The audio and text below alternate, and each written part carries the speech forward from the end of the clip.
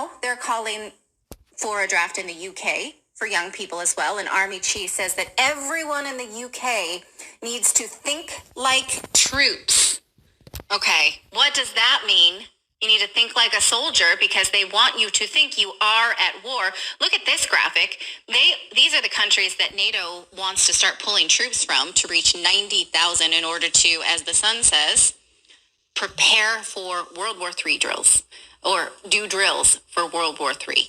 Okay, so all those countries there, they want your warm bodies. They want your teenagers. They want your sons and daughters. Lithuania has been waving their hands for a few weeks now saying, we're ready. We got people. We'll go. This is happening because Ukraine has allowed its army to die off. So if you think you're not following them in these footsteps, you are mistaken. And now they've had to implement draconian draft rules, and Ukrainians are trying to flee in order to avoid further conscription. Some dying while they are fleeing. Just last week, these 6 people died trying to swim away. They're so desperate to get away from Ukraine. So young people of Europe, is this your future? Dying or escaping a country that wants to throw you into a war that you do not buy? Well, British MP Andrew Bridgen says, actually, we're already at war with Russia, and they're just not telling you that. And he has a timeline for when we are going to be given this, and it lines up with this German draft deadline that we just learned about. Remember, I said they'd tell us in June? So listen to what he has to say. Rishi wants out. We are actually at war with Russia now. They haven't told you. So say that again? We're actually at war with Russia now.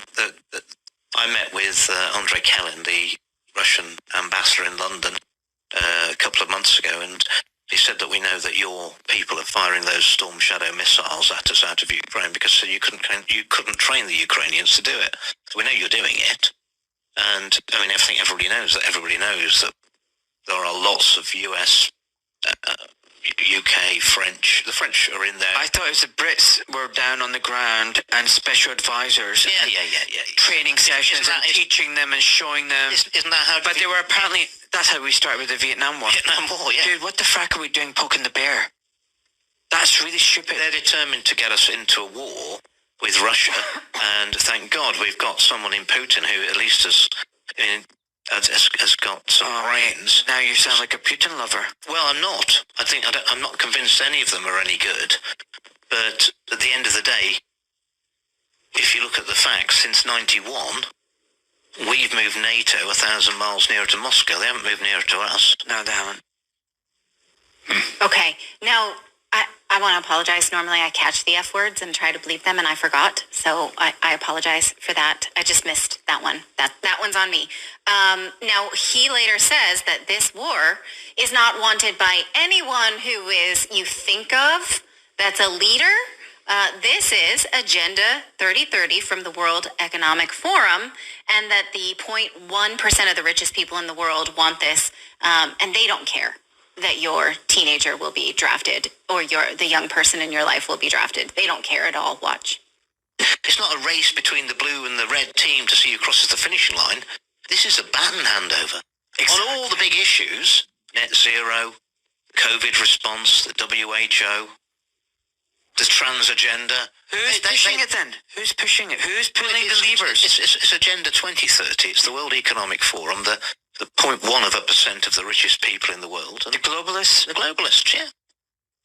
The people who make... Listen, to make money, all we'd need is next week's newspapers today, wouldn't we? Well, if you own next week's newspapers, you know what's going to happen and what's going to be reported, regardless of what the facts are. And that's the position these... So we're heading for war. And also, yes. Is that what you're saying? Yes. Well, we're actually already in it. They're not going to tell the people probably till July or August, maybe a bit later. And I think Rishi wants out. But hold on one second. I mean, if we go to war with Russia, we're talking about potentially nuclear war. I know. Do they understand what they're playing with? Well, we have a nuclear... We're not playing with fire. I know, and it goes against all our defence thinking. But even we have nuclear weapons, so that no one would do that to us. So why would we do it to someone who's got 20 times more 30 times more nuclear weapons than we've got. And not just that, their air defense capability, the S-500, I mean, it's a million times better than what we've got. We've got nothing compared to that. We've got nothing that can stop any of their... What is it? We've got Arrow or something? I mean, that can't do jack shit with their hypersonic missiles. I've seen a report that we just do not have any defence for the UK against the Russian arsenal. Because you know they've got hypersonic missiles. Yeah. We've got nothing against that. Nothing against that. Okay, so that's cheerful. But, again, did you hear that? That they will finally admit it in this summer when we get the full conscription plan from Germany. We'll see, we're at war. We have been for a while. We need more warm bodies. You in? So, July or August, that was not my big plans for the summer. Was it yours to be involved in a war? Let me know what you think of this and whether or not you want anything to do with it. And, normally we say, tell your elected representatives that you don't want this. What he's indicating here is it doesn't matter. They're not actually calling the shots. It's interesting to think about this massive offensive that's unfolding in the north right now in Russia over the past 48 hours. Yeah. Ukraine has no troops left. They have no forces left. And to his point, they're telling them flat out, we know that these Ukrainians are not firing these Storm Shadow missiles. We know that they're not doing the work. We know that they're not. So we're about to come to blows here because NATO is going to have to do something. Either they go home with their football and they pack up and go home, or they're going to have to confront Russia as they inch closer to where these positions are. And so something's going to happen. There's like a game of chicken right now. And I don't think Russia is bluffing on this. Like, this is an existential crisis for Russia, having NATO on its back doorstep right now. So we'll see what these countries do in Europe. This is Joel 3 and 2. I will also gather all nations and bring them down into the valley of Jehoshaphat, and will plead with them there for my people and for my heritage, Israel, whom they have scattered amongst the nations and parted my land. Shalom, Kahala Yahweh, B'Hashem Yashayah, B'Hashem Kokwadash. Double honors my teachers, the apostles and elders of Great Millstone. Peace and mercy to the elect, with the house of David reborn again in this generation. And Shalom to the 130 Yashayah, who today are known as the Negroes, Latinos, and Native Americans, who before losing our true heritage were known as, and still are, the true Hebrew Israelites of the Holy Bible. In today's lesson, we're going to talk about the video we just watched, which was a segment from the Redacted Show. Now, in this segment, it pretty much revealed that the UK, along with the other NATO countries, Germany, France, and I think Finland, but the point being is that it's the NATO forces that are already at war with Russia, though right now they're not saying it out loud, because again, the whole narrative is that it's the Ukrainian army that is fighting against Russia. But as they surmised at the end, Ukraine does not have the men to man the tanks, man the artillery, right? There was even a couple months ago that it was revealed that the Ukrainian soldiers were getting their artillery trajectory numbers from the CIA, because the CIA was running surveillance for them. So the point being is that now it is out in the open. Russia's even come out and said it, that they are now fighting with NATO, with the UN, and with US. Okay, and why is this? Well, it's what I just read. The Lord is moving the chess pieces around on the board, and this rumor of war is just a very small part of the grander scheme that's going on. And what is that grander scheme? Well, like it says here, to bring them down into the valley of Jehoshaphat, basically right there into the land of Israel. So all these rumors of wars, all these excursions, these training exercises, all this is going to serve to bring together all the armies of the world into the Central Valley there in the Levant, which the Bible here refers to as the Valley of Jehoshaphat, which is literally right outside of Jerusalem. Okay? And more likely, if looking at the politics of Israel, it's more likely going to be a showdown due to the West Bank, which is the east side of the land of Israel right now, which is being occupied by Palestinians. We're starting to see incursions from Amalek into the West Bank. The settlers are, encroaching more on that land, and that more likely is going to trigger the biblical prophecies of Iran and the Arabs, right? Ishmael coming out to wage war with Edom. Now, let's read this. This is Joel 2:20. But I will remove far off from you the northern army, and will drive him into the land barren and desolate, with his face towards the east sea, and his hinder part towards the utmost sea. And his stink shall come up, and his ill savor shall come up, because he hath done great things. Now, the events that we just heard about, right, where that man admitted that they already know that the UK is already at war with Russia, right? That Berlin is getting ready to bring back the draft. The UK is going to bring back the draft, and you're pretty much have already seen it with the legislature here in the Babylon the Great, America. They are going to eventually bring the draft back here in America as well. Okay, now this prophecy here tells you that particularly the Lord is going to draw the American army out of America. Okay, and what's going to happen? Well, what did this person, say? That they're planning for a July, August announcement that we're at war. Okay, we're more likely going to see big movement as far as policy and ultimately acknowledgement from the White House or Senate or Congress, right, declaring, and they probably won't even declare a war to get around legal limitations. They're going to probably declare special military operation or some bullshit like that. But the point being, Akim, is we're in that time, right? We're in the time of war, right? Things are starting to heat up. Like the beloved elder Malcolm has said, right? The elect has more likely already been sealed, right? The apostles have backed that statement. And on top of that, now we're at the point where the man of perdition, the man of sin, is also being revealed. And we can see this on the news every day. We can see Esau panicking and trying to bring out these distraction media news stories with Puff Daddy and all these, different groups. Nobody cares. People are blocking these celebrities because they don't care anymore about the vapid life. People are starting to awaken to what's going on. Now, yes, there's a grand awakening just because things have gotten so bad, and Esau's fierceness has come out and has woken people up to who the devil really is and what they're about. But ultimately, within that awakening of the masses is the awakening of the children of Israel. Okay? This is because one thing it tells you here is that the Lord is going to remove this army from America. Now, why is the army going to leave America? Yes, there's training exercises, but there more likely is going to be some sort of declaration of war that's going to cause the U.S. Army to deploy, okay, to fulfilling this prophecy of the Lord taking the northern army off of the Israelites here in America. And again, the Israelites, just to reminder, are the Negro, Latino, Native Americans, and anybody whose father's lineage goes back to that bloodline.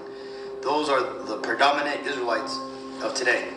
Now, this war, this event that's going to take place over there in the Eastern Hemisphere, it ain't going to be Armageddon, right? That comes at the very end. But what's going to happen is the rumors of wars, right? What did tell us in the book of Matthew, right? What did the Messiah himself said? He said, this is Matthew 24:6.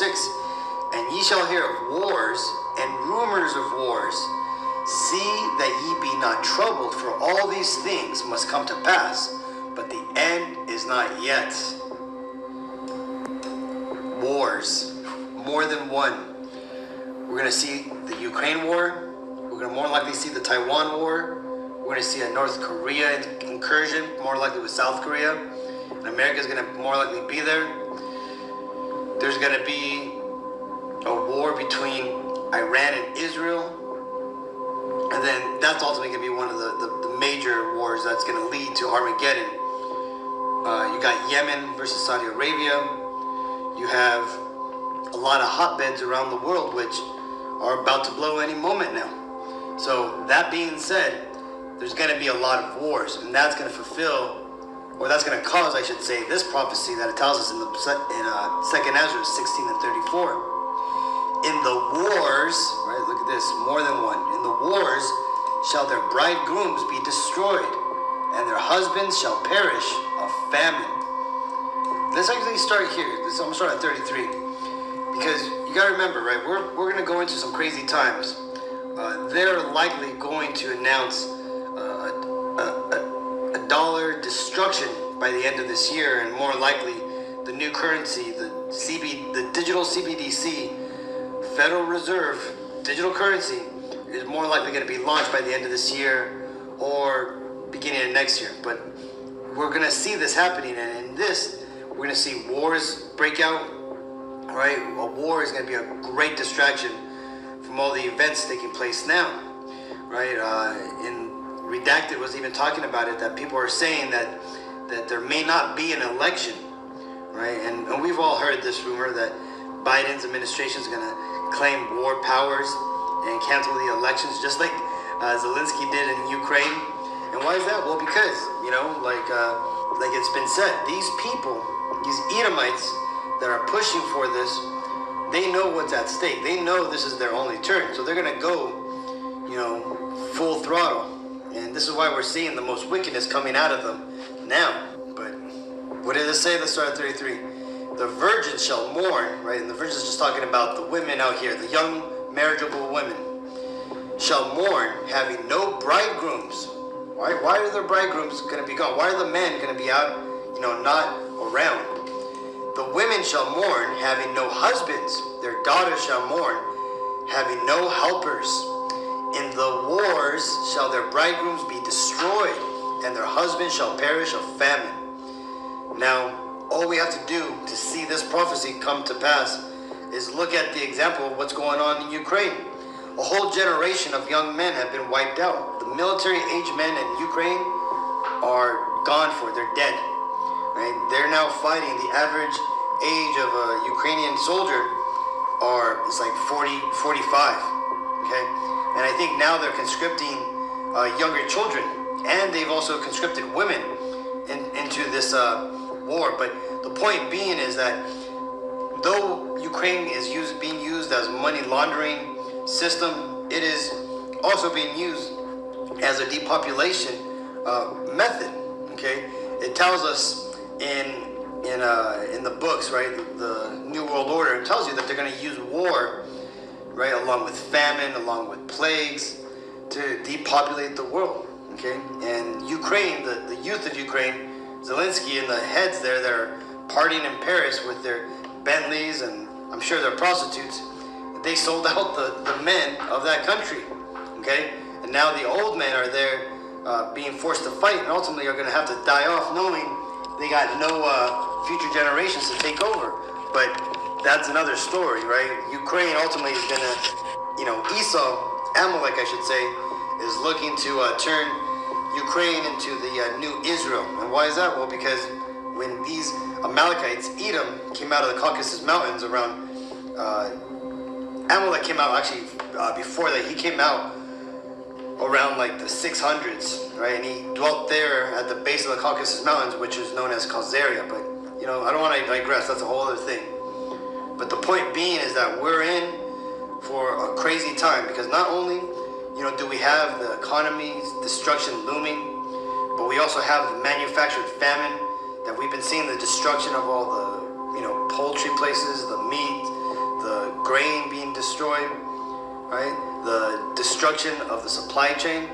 All this is going to lead to this, that those men that do survive, and if they don't got the Lord on their side, they don't have that spiritual protection, they're going to be caught up in Esau's scheme to depopulate the world, right? That being the famine, right? You ask your average American, right, how to start a fire, how to, store food, how to make food, right? Most people go out to these fast food places, man. They don't even know how to make, ground beef. They don't know how to make a steak, right?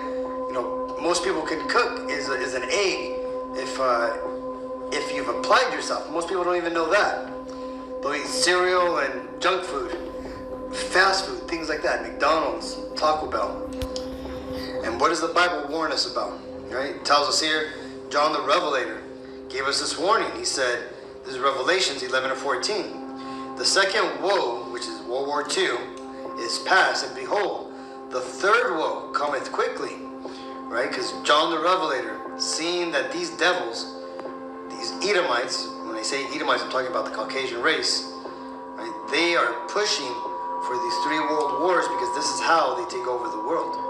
Now, like it says here, John had seen all the machinations and events and wicked dealings that Esau has done in the background to make sure that these 3 world wars come to pass. And ultimately, he's seeing the quickness that is bringing World War III, right? He sees that the Lord has sped up the time for the elect's sake, right? Like it tells us in the Bible.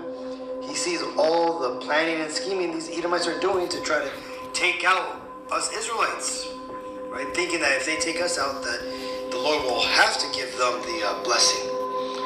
But what did the Lord say? He said he said, I shall yet choose Jacob, meaning he's going to still choose us, Negro, Latino, Native Americans, the Israelites, the descendants of Abraham, Isaac, and Jacob. Okay, this is Acts 17:30. And the times of this ignorance God winked at, but now commandeth all men everywhere to repent. So, watching these videos isn't an accident. There are some people who, come across these lessons and just to see what they're about. But if this is one of you who are just stumbling upon these videos and you're kind of sitting on the fence, understand that we're in the last days of the last days. Okay, and it's time for you, if you haven't already, to repent. What does that mean? That means to come back to your original ancient heritage, right? Understand that you're an Israelite. You're not an American. You're not, Englishman. You're not a Spanish or Italian or Japanese or, whatever it be. Okay, you're an Israelite in your respective country of birth. Okay, we are scattered all over the world. Okay, and the seed of Israel today can be predominantly found within the Negro, Latino, Native American race, and it's everywhere else in the world. As long as those people's fathers' lineage goes back to that bloodline. Okay, so coming back, repenting is performing the laws. Remember, we don't have to keep the laws, but by keeping them to the best of our ability while we're in captivity, remember, we can't keep them perfectly, but at least by performing them, we're showing the Lord that we love Him and that we're, paying Him that respect by doing our reasonable service. Okay, so hopefully this video was edifying, Akim. We can see things are heating up in the background, and we're going to see a lot of crazy things start to come to pass. Right? It's already May 13th, so 2 more months. We're going to start seeing a lot of fireworks, around the world. It ain't just going to be the fireworks from 4th of July. So, hope this video was edifying. Until next time, I want to give all honor and glory and praises to Yahweh, B'Shem Yashayah, B'Shem Rakakwadash. Shalom.